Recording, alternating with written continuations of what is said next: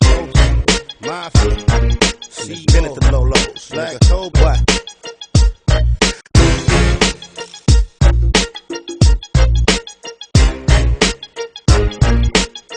Huh? Holla. The nigga. West Coast, Mafia, see been at the. Shalom. I'm Daniel Ben Yaakov. To my left is Dawid Ben Israel, and to my right is Azariah Ben Daniel. And today we're going to cover the book of Obadiah.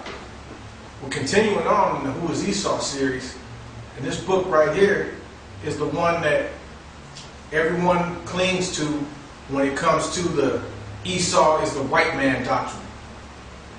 And throughout all the videos, all the comments, I keep getting this comment: explain Obadiah, explain that book, because this proves that Esau is a so-called white man.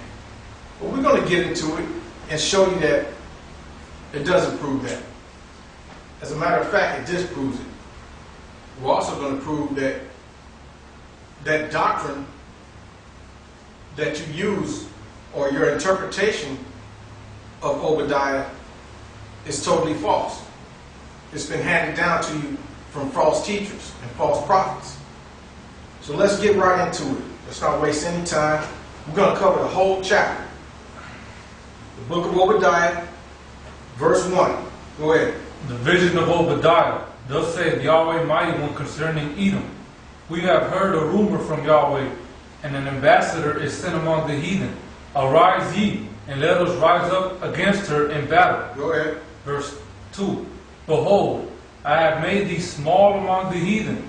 Thou art greatly despised. So it says here, the Edomites are small amongst the heathen. Not large, but small. And throughout history, the Edomites didn't kick up a whole lot of dust. They never had any empire. They never went too far away from their homeland. There's no proof or historical records of the Edomites as a nation traveling outside the land known as the Middle East. Okay? The only proof that we have and that we can go by come from the scriptures and historical records. So what we can see here is that they're small amongst the heathen, not large, like the so-called white man is large. All right, read on. Verse 3.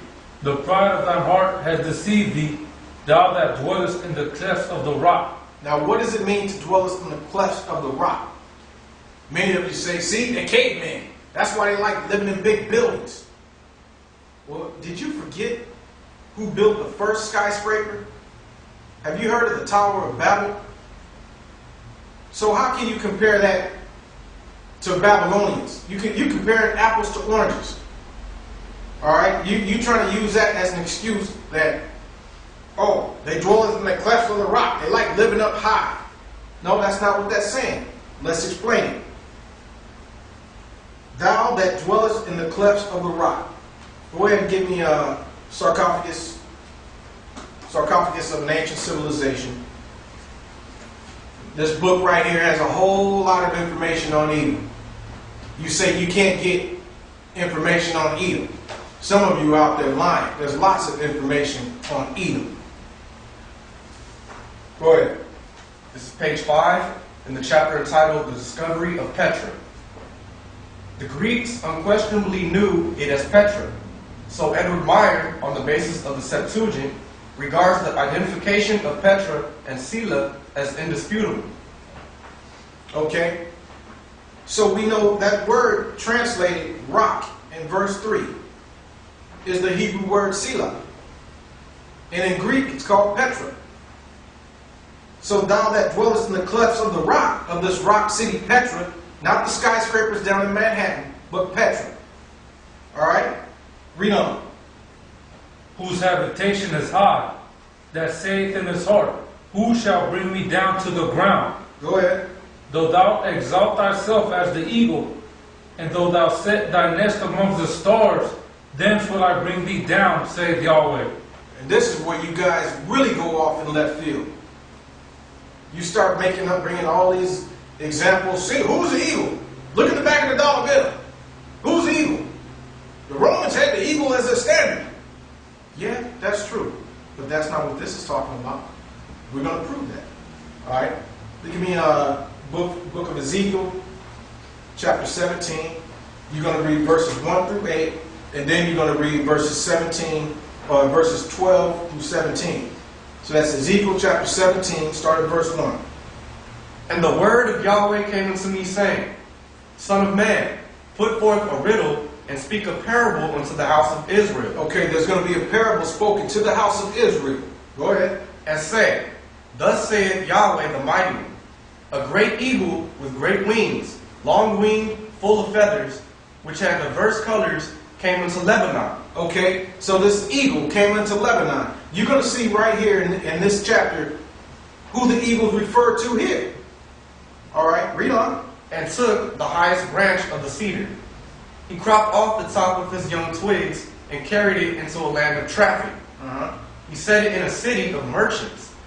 He took also of the seed of the land and planted it in a fruitful field. He placed it by great waters and set it as a willow tree. And it grew and became a spreading vine of low stature. Now, just if you're paying attention to this parable, you should be able to tell right now who it's speaking of. But just in case you can't, the scripture's going to tell you who it's speaking of. Go ahead. Whose branches turned toward him, and the roots thereof were under him. So it became a vine, and brought forth branches, and shot forth sprigs.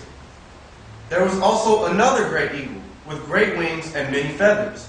And behold, this vine did bend her roots toward him, and shot forth her branches toward him, that he might water it by the furrows of her plantation. So you can see two great eagles being described here. And they're going to give you the explanation of this. They're going to tell you who these eagles are referring to. Read on.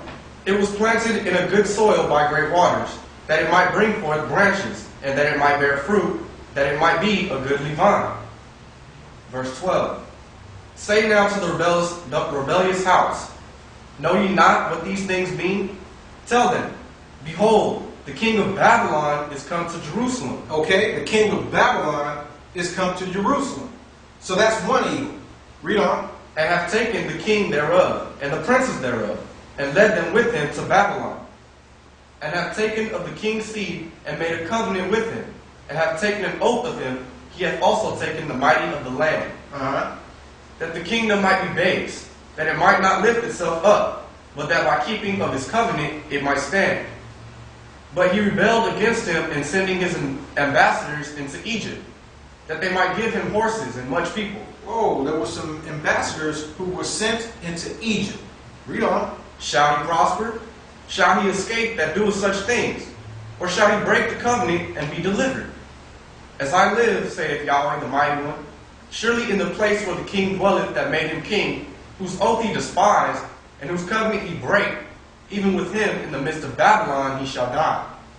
Neither shall Pharaoh, with his mighty army and great company, make for him in the war by casting up mounts and building forts to cut off many persons. Okay, so that's clear right there. You got the king of Babylon, is one eagle, and you have Pharaoh, that's another eagle. So this shows you in scripture how an eagle does not have to necessarily be the so-called white man. That's right. Now let's explain what the eagle is in the book of Obadiah. Give me Job chapter 39. Job chapter 39, and you're going to read verses 27 and 28. Go ahead. Job 39, verse 27. Does the eagle mount up at thy command, and make her nest on high? She dwelleth and abideth on the rock, upon the crag of the rock, and the strong place. From thence she seeketh the prey, and her eyes behold afar off. Her young ones also suck up blood, and where she is slain there is she. Okay, so it says here in Job, it tells you the characteristics of the eagle. She dwelleth on the crag of the rock, or the clefts of the rock. Okay, now let's further prove that. Go ahead and get Ezekiel chapter 17,